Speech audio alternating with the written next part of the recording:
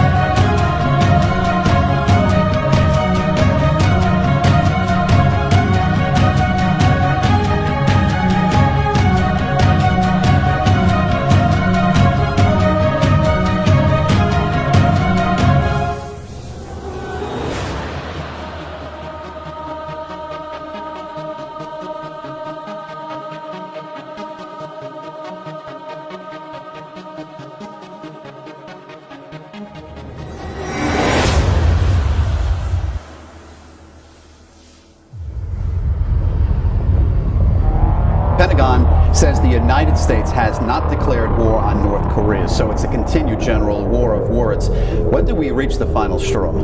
You reach the straw that the Congress would have to make a decision as to whether a war or not. If North Korea took a shot or attempted to take one of our aircraft down, especially over international airspace. And they have done that in the past, incidentally. This particular time, I'm not sure whether they have the capability to be able to take down a stealth bomber. If that happened, that would certainly be the straw that broke the camel back. What type of military action are we talking about if that's exercised? If they attempted to take one of our aircraft, we would certainly launch a strategic placement of ordnance along, especially north of the border of the DMZ, where all the conventional artillery is placed, because that would be the first thing that North Korea would do to take it out on South Korea.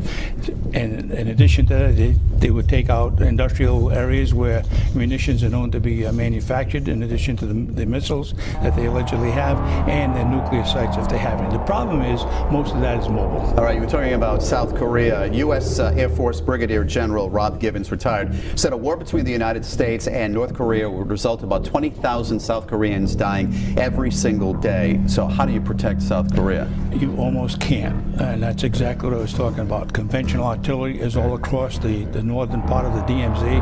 I was there, I saw that. It's all geared and specifically targeted to Seoul and the higher populated areas of South Korea. To be able to take all that out at the same time is almost impossible. All right, finally, General, how does China play a part of it? You've been saying it all along. They're key in all of this. China said that if North Korea started the action, they would stand by and not do anything. I have a little bit to understand on that one. They said the same thing in 1950. If we started it, allegedly, then they would come to the aid of North Korea. And now, let's go back to October 1950.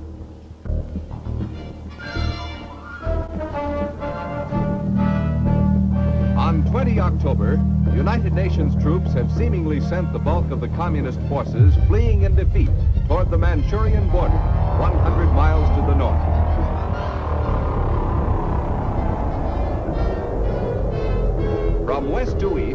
U.S., British, and South Korean troops are pursuing the disintegrating communist forces. By 27 October, South Korean troops have reached the Manchurian border on the Yellow River near Chosan, and other UN forces have advanced against virtually no opposition.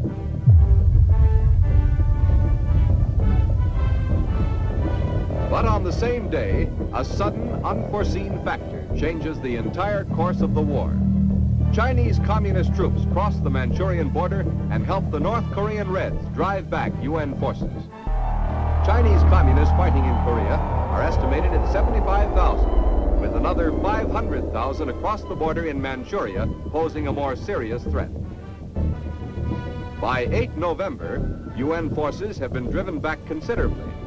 But on this date, another unforeseen event occurs. Chinese and North Korean communist troops suddenly break off contact with United Nations forces and fight only rear guard delaying actions as once again UN troops drive toward the Manchurian border.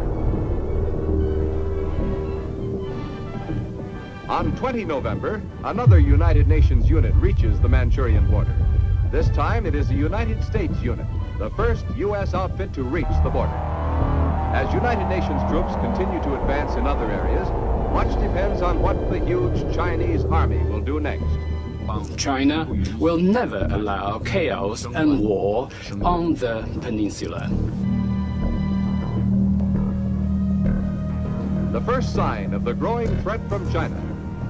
Captured in East Coast battles 50 miles from the Manchurian border, these troops belong to Chinese Red Army divisions in the combat zone. Chinese and North Korean captives are brought out of the hills to Wonsan and Hamhung. The Chinese are better clothed than their North Korean comrades. With their quilted uniforms, they wear tennis shoes wrapped in layers of burlap, making a kind of shoe pack.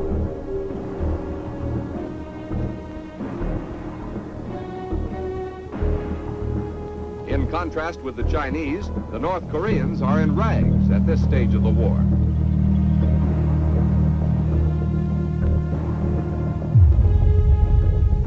The prisoners double time across the Wonsan airfield.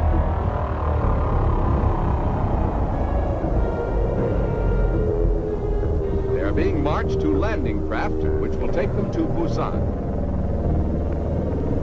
Since the beginning of the war, the North Koreans have suffered 460,000 casualties, including the dead, wounded, and captured. 130,000 Red prisoners have been taken at this time. 2 women are in this group.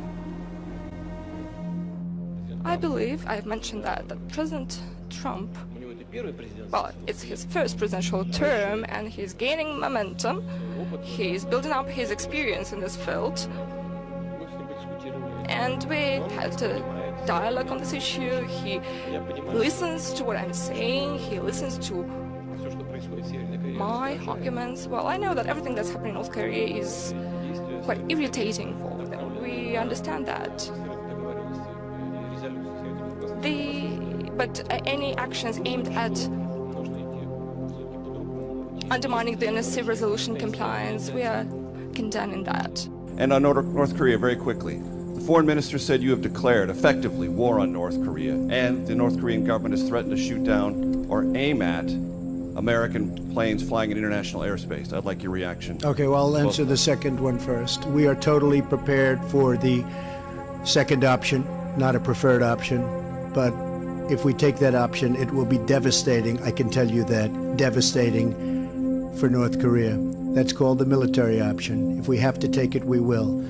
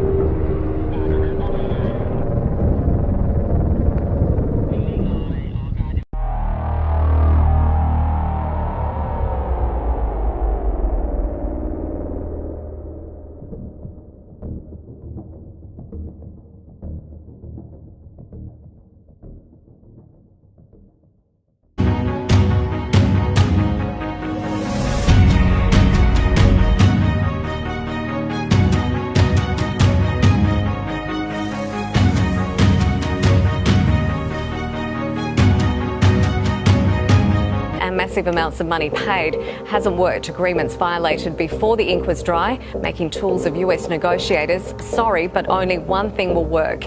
It comes after Mr. Trump made vague comments about the calm before the storm in relation to the ongoing North Korean nuclear tensions. Mr. President.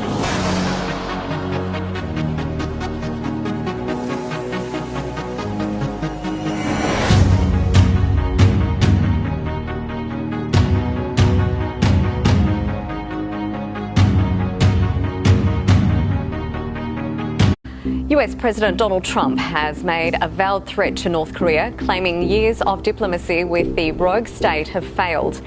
In typical Trump style, the president shared his thoughts on Twitter, saying presidents and their administrations have been talking to North Korea for 25 years. Agreements made. What did you mean by calm before the storm yesterday? What did you mean by that? Thank you very much. You'll find out. Find out.